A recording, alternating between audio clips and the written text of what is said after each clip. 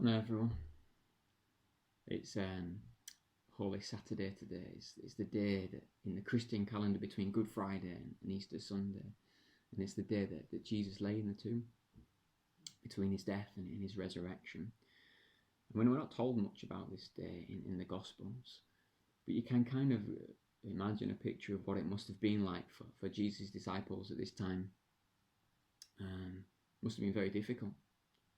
Just over a day ago, most of his disciples had scattered. They'd fled from him in the garden when Jesus was betrayed. Peter had gone along at a distance, but then denied him not long after.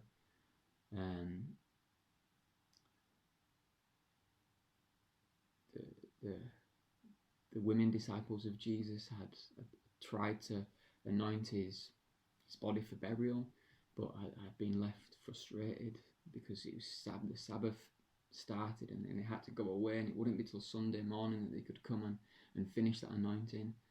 They must have been left feeling just anxious to get back there, and again sad and disappointed. And the bit of insight we are given into these feelings is in John chapter 20, and this is just before Jesus, the resurrected Jesus, reveals himself to the group of disciples. In verse 19 it says, "Then the same day at evening, being the first day of the week, when the doors were shut where the disciples were assembled for fear of the Jews." We're told that the disciples were in a locked room, huddled together out of fear of what was going to happen to them by the Jewish leaders. And these disciples, they'd invested years of their life with this man. They had great hopes of Jesus establishing his kingdom, and all those hopes seem to be dashed at this point. I'm not sure if hope was completely gone, but if it was there, it was hanging by a thread, and it tells us here that they were overcome by fear, left huddled together in a locked room. And it tells in Proverbs chapter 13, verse 12, it says, "Hope deferred makes the heart sick." And these disciples knew that, man. They knew that hope that they once had, it seems to have disappeared, or at least is deferred, and it's not happening as they thought. And it's that sick feeling, a fearful feeling. And that can be a feeling, a very real feeling for people, for Jesus' disciples as it was then.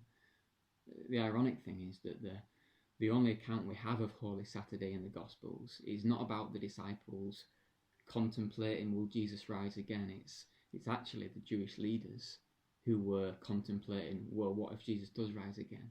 At the end of Matthew 27, the Jewish leaders, the chief priests and the Pharisees, they go to Pilate and they say, "Remember, Jesus said he'll rise after 3 days. What if some of his disciples steal his body and tell everyone that he's risen again?" And they ask for a guard, and they set a guard in front of the tomb to stop anyone coming to steal Jesus' body. It's ironic that the people who killed Jesus are the ones who are contemplating the resurrection. But the Jewish leaders, they may have feared that Jesus may rise. It's the disciples who are fearing that he might not. Where's he gone? Obviously, we have hindsight now. We know what happened the next day. We know that something amazing was about to happen. But at that moment, on that Saturday for the disciples, they didn't know. They were hopeless. They were scared. They were fearful. And as Christians, it's a very real feeling that we may have at times. We may even have it now, where our hope is hanging on by a thread, where life is full of fear, where life is difficult, and we may be left thinking, where are you, Jesus, in all this? But I want to encourage you that you're not the only person to have felt like that. The disciples were feeling it, and many Christians have felt like that since. And we do know that Jesus would come back to the disciples the very next day. And we do know, in some sense, we are living in an extended Saturday now, because we do know that Jesus is coming back again to make all things well. To speak that word that he spoke in that room, that locked room in John 20, peace. And he speaks it now. Jesus speaks peace. It's been said that we may be living in Saturday, but remember that Sundays are coming. And it's so true. Whatever you're facing today, whatever you're feeling, remember that Sundays are coming. That the brighter days are ahead. So much of the New Testament speaks about this future hope that we have. I was just thinking as I was preparing this, even the Apostle Paul felt alone at times. He was ministering in Corinth, and Jesus had to visit him at night and said, "Don't be afraid, Paul, for I am with you." And sometimes it might feel that Jesus is distant, but believe he is with us. It might feel like the Saturday, but believe that Sundays are coming. There are good things in store for us as Christians, and Jesus is still with us, and that's a good thought to think on. And that's a good thought to think on today. Let me pray.